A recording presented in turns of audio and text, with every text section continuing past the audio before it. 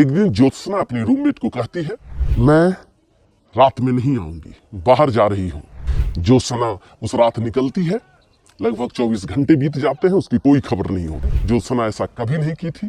तो ये बोलते हैं कि ज्योत्सना और हम लगभग 2 साल रिलेशन में थे। अमित वानखेड़े कहता है कि मैं उस दिन अमुक होटल में था और रात में चेकआउट कर लिया। चेकआउट करने के बाद यह तय हुआ कि तुम अपने घर चले जाओ, मैं अपने घर चला जाता हूँ और मैं वापस नागालैंड आ गया। आप पता कर सकते हैं। लेकिन पुलिस को शक हो जाता है। अमित वानखेड़े भी ऑलरेडी 3 शादी कर चुके थे, जिससे तीनों बीवियों ने इन्हें छोड़ दिया था। इससे मैं डर गया था। एक लड़की जो नागपुर में रहती है, ऑटोमोबाइल कंपनी में काम कर रही है, सब कुछ सही चल रहा होता है।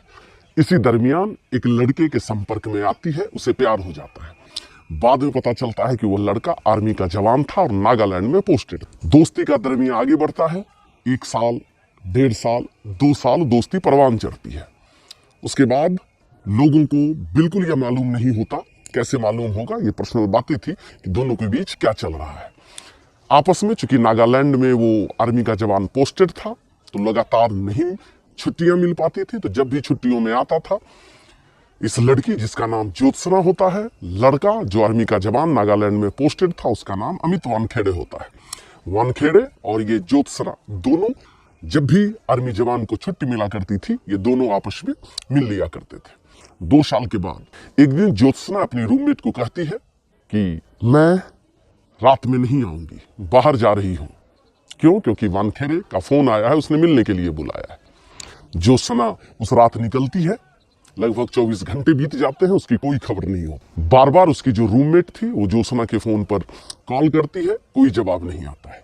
रूममेट ज्योत्सना ऐसा कभी नहीं की थी और ऐसा कभी नहीं करती थी, क्योंकि एक समझदार पढ़ी लिखी लड़की थी वो। आखिर ऐसा कैसे हो सकता है जब बहुत समय के बाद फोन लगाया जा रहा था, फोन पर रिंग जा रहा था, लेकिन फोन कोई रिसीव नहीं कर रहा था। हारकर उसकी रूममेट ने ज्योत्सना के मम्मी पापा को यह खबर दी। ज्योत्सना की मम्मी पापा यह खबर सुनते ही नागपुर पुलिस स्टेशन आते हैं और रपट लिखवाते हैं, FIR लिखवाने की कोशिश करते हैं। नागपुर पुलिस की बात छोड़ दें, पूरे देश की पुलिस के बारे में आपको पता है। जैसे तैसे अनमाने ढंग से इसे नोट किया गया और कहा गया कि पढ़ी लिखी लड़की है, मोबाइल पर रिंग जा रहे हैं, मोबाइल कहीं होगी, जल्दी लौट जाएगी। इस घटना को लगभग 20 दिन बीत जाते हैं और कोई खबर नहीं मिल पाती है। 20 दिन के बाद ज्योत्सना के माता पिता फिर से नागपुर पहुंचते हैं और पुलिस पर दबाव बनाने की कोशिश करते हैं कि 20 दिन से ज्यादा दिन हो गए हैं, लगता है ज्योत्सना का किडनैप हो गया है। नागपुर पुलिस को यह समझ में आता है और उन्हें लगता है कि कहीं ये हाई प्रोफाइल केस हो गया तो लेने के देने पड़ जाएंगे और नागपुर पुलिस की फजीहत हो जाएगी। नागपुर पुलिस सबसे पहले ज्योत्सना के दोस्त के पास पहुंचती है और यह जानने की कोशिश करती है कि ज्योत्सना उस दिन कहाँ गई थी और किसका फोन आया था। तब ज्योत्सना की दोस्त, जो ज्योत्सना की रूममेट थी, वो बताती है कि ज्योत्सना रिलेशन में थी। उसके बाद पुलिस मोबाइल को ट्रेस करती है। जब पुलिस मोबाइल को ट्रेस कर रही होती है तो मोबाइल का जो लोकेशन था वो लगभग हर घंटे बदलता नजर आता है। 1 घंटे नागपुर से 2 घंटे की दूरी पर, फिर दूसरे घंटे नागपुर के 4 घंटे की दूरी पर। तो पुलिस को लगता है कि ये बार बार कहाँ घूम रही है, क्योंकि मोबाइल के लोकेशन का मतलब था ज्योत्सना अलग अलग जगहों पर है। उसके बाद जब नागपुर पुलिस अमित वानखेड़े को ढूंढती है, उसके पास पहुंचती है, नागालैंड पहुंचती है, तो पता चलता है कि अमित वानखेड़े हॉस्पिटल में है। वहां जब भी जितने ऑफिसर्स थे, नागपुर पुलिस बात करती है तो पता चलता है कि वो, उसकी तबीयत खराब है, डायबिटीज का केस है और वो हॉस्पिटल में भर्ती है।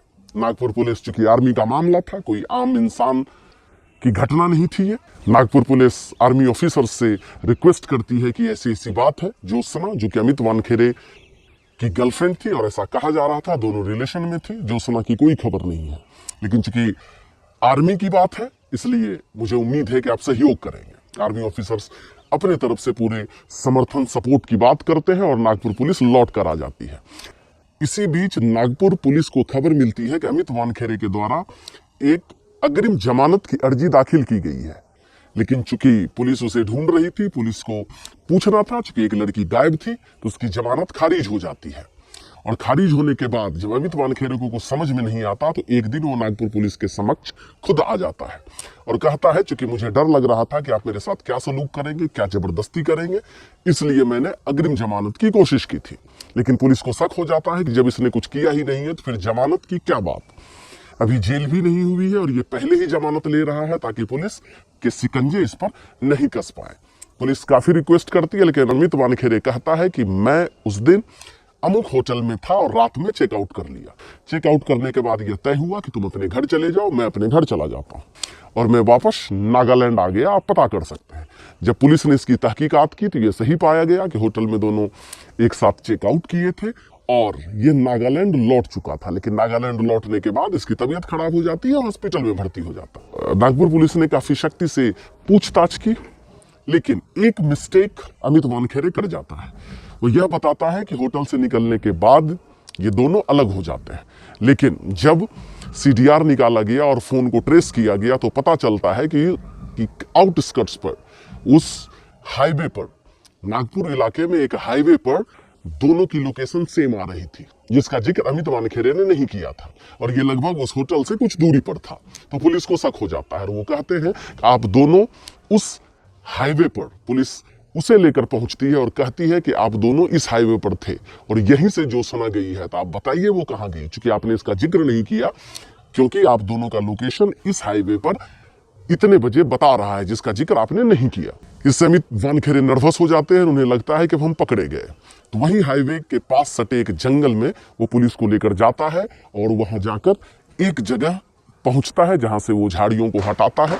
वहां कुछ सीमेंटेड, वहां पर सीमेंट से प्लास्टर किया हुआ था और प्लास्टर को उंगली दिखाकर अमित वानखेड़े कहता है कि ज्योत्सना इसी अंदर में है।